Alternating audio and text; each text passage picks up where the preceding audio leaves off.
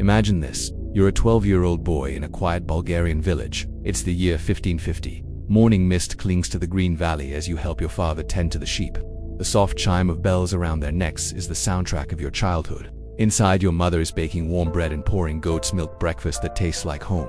Everything feels safe, familiar, eternal. And then, the sound. The thunder of hooves, striking cobblestone. Your father's face turns pale. Your mother drops a clay pitcher, it shatters on the floor like your world is about to. Because everyone in your village knows what those hoofbeats mean. The Sultan's men have arrived. From behind a wooden cart, you watch them dismount. Dressed in pristine silk robes despite a long journey, they carry scrolls, lists, and the cold gaze of men choosing livestock. When one of them points at you, your mother collapses, pleading in a language they do not care to understand. Your father says nothing. Resistance would mean death for all of you. They tell you this is an honor, that you will serve the Sultan, that you may rise to greatness. But as the cart rolls away, the only thing you hear is your mother's sobs fading into the mist. You never see her again. This is how it begins. Your transformation from a village boy to a palace servant in the most powerful empire on earth. The journey to Istanbul is your first taste of cruelty. Weeks of marching across mountains and fields, poorly fed, poorly clothed. You sleep in the open, or in crude huts that let the wind bite your skin. Boys who fall behind are left to die. You learn your first lesson before you even reach the capital. Only the strong survive. You walk beside another boy, Nikos, from a Greek fishing village. He tells you quietly that his name will soon be forbidden. On the third night, he tries to escape. He's caught, dragged back, and beaten in front of all of you. His screams echo for miles. Escape is impossible. Resistance is punished. And now you know it. By the time you reach the outskirts of the imperial capital, you've stopped speaking. You've learned to move silently, invisibly. You've watched boys disappear, some taken in the night, others unable to bear another day. Their empty places in the line are reminders of your own mortality. The skyline of Istanbul should be Hagia Sophia, the towering minarets, the grand palace. But to you, it is a prison, a glittering cage, and you are the bird. At the palace gates, the surviving boys are divided. Ottoman officials examine you like horses. They check your teeth, your height, your skin, your reflexes. They test your memory of letters and numbers. The most intelligent, beautiful, and promising are chosen for the Untold school, the palace training ground for imperial servants. You are one of them. They see your clear skin, your alert eyes, your sharp mind, and they smile. But their smiles aren't kind. They are the smiles of men who know exactly what they've found. A promising piece of property, they give you a new name, Mehmet. And from that moment, your past begins to vanish. The Untold school is often called the world's first institution for gifted youth. And technically, it is you are taught languages Arabic, Persian, Turkish. You learn astronomy, mathematics, calligraphy, law, music. But this education comes with a cost far greater than tests or exams. Your dormitory stretches like a marble tomb. Narrow beds, silk sheets that feel more like shackles. At night, you hear the quiet sobbing of boys who dream of home. The whisper of strange languages, the soft tread of footsteps in the dark, some from students, some from men who are not supposed to be there. You clutch the tiny wooden cross your mother gave you. But by morning, it's found and taken, and with it, the last piece of your old life is gone. Conversion is not optional. You are brought before officials and made to recite prayers in a faith that is now yours, whether you believe or not. The ceremony is grand, as though you chose this fate. But everyone knows you did. Then, single quotes, this was just the beginning. Behind the ornate beauty of Topkapi Palace, behind the columns, fountains, and silk-lined halls was a system designed to erase your past, rebuild your mind, and reshape your identity for the service of empire. And you were just one of thousands. If you found this story powerful, disturbing, or eye-opening, please like the video and subscribe for more forgotten histories. Comment below where you're watching from. I'm always amazed how we're connected across the world by a shared curiosity about the past. Because history isn't always glorious. Sometimes it's a whisper, sometimes it's a scream, but it always deserves to be remembered. You held on to the memory of your mother's lullabies and your father's stories, but the most insidious aspect of your education was the systematic breaking down of your individual will and your reconstruction as an instrument of imperial pleasure and power. The place operated on a complex hierarchy where advancement depended not just on academic achievement, but on your ability to please superiors, and pleasing could take many forms that no child should ever have to learn. Your first lesson in the palace's unspoken rules came from Amit, an older student who had been in the system for 3 years. He approached you one evening in the dormitory, his voice carrying both threat and promise. "You're new," he said, settling onto the edge of your bed uninvited. "You don't understand how things work here yet, but I can protect you, teach you, help you advance at the teacher's favor." Me and they listened. Tummy recommendations about the younger boys. He let his hand rest on yours, Halder, and you felt yourself freeze. Were 12 years old and had never been touched by a stranger, but something in his manner made your skin crawl. And he continued, his voice dropping to a whisper, "You would need to show your gratitude. There are ways that boys like you can thank older students for their protection. Special ways that stay between us. You faced an impossible choice that thousands of boys before Yahweh faced refuse and risked brutal punishment, social isolation, and the end of any hope for advancement except and surrender, the last vestiges of your childhood, innocence to a system that viewed your body as a commodity to be traded for favor and protection. There was no good choice, only survival. The palace's sexual ecosystem was competent, predatory, operating according to rules that have been established over generations of exploitation. Uncastrated as boys themselves and often bear their own psychological scars, wielded considerable power and used it to exploit the constant stream of new arrivals. They understood the system intimately because they had once been its victims, but rather than protecting workers, many became its most enforcers. Older students preyed on younger ones, perpetuating sleaze of abuse that stretched back generations. It was a twisted form of hazing where the initiated earned their place in the hierarchy by victimizing those below them. Palace officials took advantage of their positions to access the most beautiful boys with impunity, knowing that their victims had no recourse and no one to whom they could appeal for justice. What made this system particularly insidious was its integration with the palace's officials. Sexual relationships were hidden scandals. They were part of the social order, woven into the fabric of daily life so completely that they seemed natural and inevitable. Boys were caught. The eye of powerful patrons could find their careers accelerated, their studies easier, their lives more comfortable. Those who refused or displeased their superiors found themselves relegated to menial positions, subjected to harsher discipline, or simply disappeared from the palace roller saltaga. The psychological impact on boys like you was devastating and carefully calculated. Cut off from your family, stripped of your original identity, and thrust into a world where your body was seen as a commodity, you developed what we might now recognize as complex trauma responses. Some boys became manipulative and calculating, learning to use their sexuality as a tool for advancement and survival. Others withdrew into themselves, becoming hollow shells who went through the motions of as life while their spirits didn't. You watched both transformation change to boys around you. Dimitri, who had been taken from the same region as Sue, learned to smile and flirt with the older students and teachers.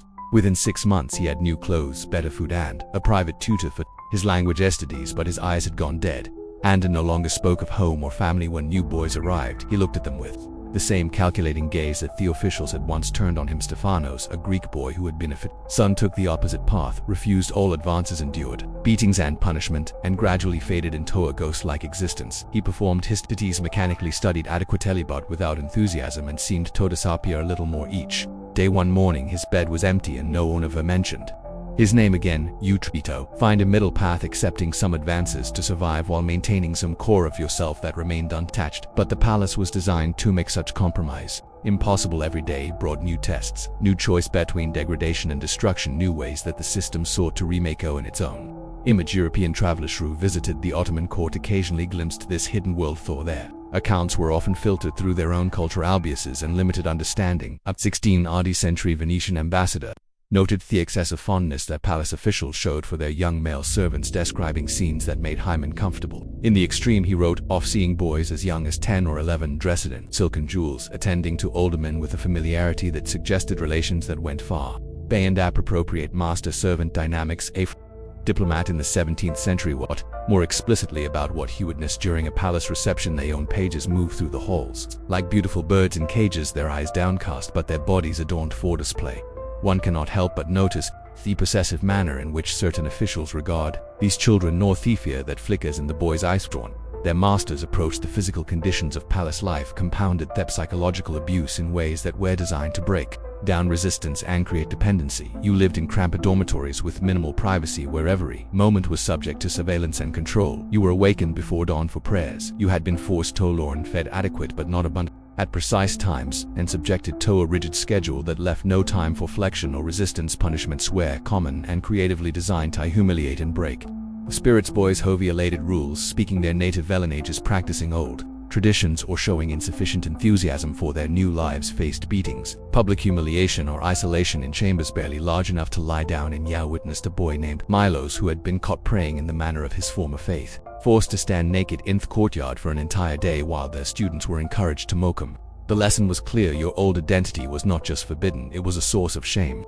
The palace's internal economy further complicated your situation and created additional layers of exploitation. You could earn small privileges through good behavior, academic achievement, or by pleasing your superiors in various ways. These privileges: better food, nicer clothing, more comfortable sleeping arrangements, sacks, 2 books or musical instruments, precious commodities in your restricted world. The system created a complex web of dependencies and loyalties that made resistance nearly impossible and collaboration seemed like a thorny path to survival. You learned to navigate this economy with the calculating mind of someone much older than your years. You discovered helping older students with their studies could earn your protection from their advances. You found that showing particular aptitude in certain subjects could gain you the attention of teachership, might shield you from the worst abuses. You realized that perfect obedience and visible enthusiasm for your new life could result in small freedoms that felt enormous in your circumscribed world. Some boys attempt to escape, but the palace's location on a peninsula surrounded by water made this extremely difficult. Those who were caught faced severe punishment that was deliberately made public to deter.